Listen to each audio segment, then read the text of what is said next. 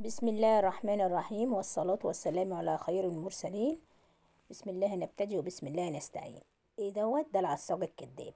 حاجة كده تعمليها هتريحك طول شهر رمضان. انا عارفة اتأخرت في الفيديو ده شوية، بس حاجة كده هتعجبك. حطي عليها بس كيلو لحمة كده وهتريحك طول الشهر. هتعملي كل الصواني اللي انت عايزاها، مكرونة بالبشاميل، سمبوسة، جلاش، رقاق، كل اللي انت عايزاه. لحمه مفرومه، كل اللي انت عايزاه تحطيها في المسقعه. اول حاجه كده حطيت سمنه، لازم تحطي ماده دهنيه، زيت او سمنه. وحطي بقى فلافل، وحطي بقى بصل كده، خليه يدبل كده شويه. حطي شويه بصل كده حلوين عشان تديكي تسكيره جميله.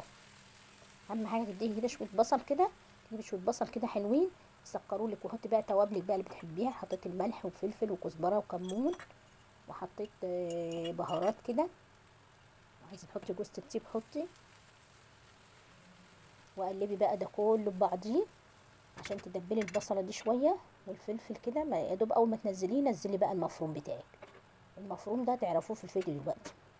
حاجه كده هتريحك جدا، وانا جربتها كذا مره، ودي الوصفه اللي جابت معايا نتيجه. والله ما بيعرفوا طعمها حتى لو ما حطيتش عليها لحمه. ما بيعرفوا، بيفتكروا ان انت عامله باللحمه المفرومه. الطاسه طلعت صغيره بس شويه.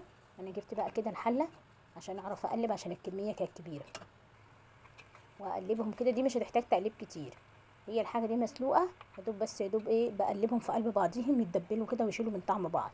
وتسيبيه يبرد وتدخليه بقى الفريزر. بقى هاتيلك عايزه تجيبي عليه شويه مفروم، هاتي وحطيه عندك بقى في الفريزر، يكفيكي بقى طول الشهر، رمضان وغير رمضان.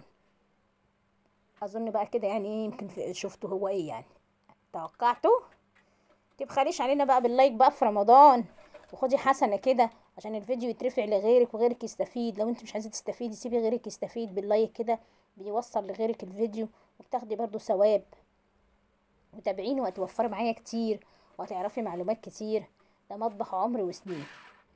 بصي بقى انا بفرمها، بس لازم تسلقيها سلقة حلوة كده لحد ما تحسي انها قربت، يعني خلاص هتتهري منك. هتتهري كده منك لولا ان انت ايه، تروحي طافيه عليها ومطلعاها وتصفيها كده، وتجيبيها في كبتك كده وتسلقيها، قصدي تفرميها. انا كنت كان في مكانها بصل كده وكملت عليه عادي. انا كده كده هتنزل على البصل. حاجه كده فاخر يعني، حاجه تنفعك جدا. اعملي سمبوسه واعملي كل اللي انت عايزاه، رقاق، اعملي جلاش، اعملي قطايف باللحمه المفرومه، اعملي بقى كل حاجه ولا هيعرفوها. والله ما هيعرفوها، بس الطعم الحلو كده بالشكل ده بالسلقه دي، هي دول بيوصلها للطعم ده. لكن ان انت تسلقيها نيه هتبوظي الكبه.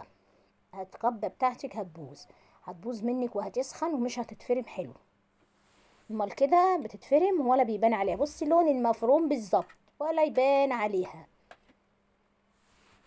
شوفي بقى معايا كده، هتشوفي كده ان انا ايه، بطلعها كده اهوت. بصي بطلعها كده وشفتها لقيتها مفيش، خلاص بقى قربت كده، خلاص استوت جدا. اهم حاجه تسويها سويه حلوه كده، تسويها سويه تستوي كده وتبقى معاكي خلاص قربت من انها تتهري كده.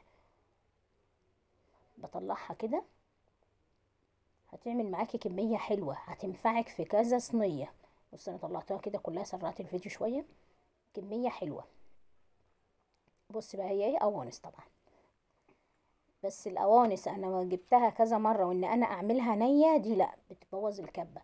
تشيلي منها الدهن اللي عليها وتقطعيها كده 3 4 حتت. المهم انها تتقطع من 3 ل 4، مش اقل من كده، عشان تستوي حلو وتخلصي من ايه، من كل الدهون اللي عليها دي. قطعيها كده واغسليها بقى الغسله بقى بتاعتك، ان انت بتحبي تغسلي بيها خل وليمون ودقيق وملح، نقعيها كده شويه واغسليها كده كذا غسله. والدهن ده بقى تخلصي منه، هتخلي منه كده حاجات بسيطة بس عشان تديها ايه، طعم وهي بتتسلق تشرب منه، عشان ما تبقى ليها طعامة كده. بصي بقى بالشكل ده، حاجة كده ممتازة والله العظيم. هتدعيلي بعد الوصفة دي، هتوفر معاكي جدا في رمضان، ولا هيعرفوا معاكي انت عاملة ايه. يفتكروك ان انت عاملة لحمة مفرومة وعاملة لهم بقى الوصفات اللي انت عايزاه. ويا سلام بقى لو رحتي جبتي بقى ايه، كيس تتبيله شيش طاووق او كفته اللي هما بيتباعوا كده في المحلات، وخدتي معلقه بقى كده وحطيتيها عليها وهي مش بتتسلق لا، وانتي بحطها على البصل كده وقلبتيهم فيها مع البهارات يعني. خدي لك كده منهم نص معلقه ولا معلقه، وقلبي بقى حسب الكميه اللي انت جايباها، طعم المشاوي او طعم الكفته، طعم الشيش طاووق، اللي احنا بنجيبهم من العطار وبنحطهم على المنكهات يعني. بس سيبيها تسلق كده سلقة حلوة، ونتمنى الفيديو يعجبك، والسلام عليكم.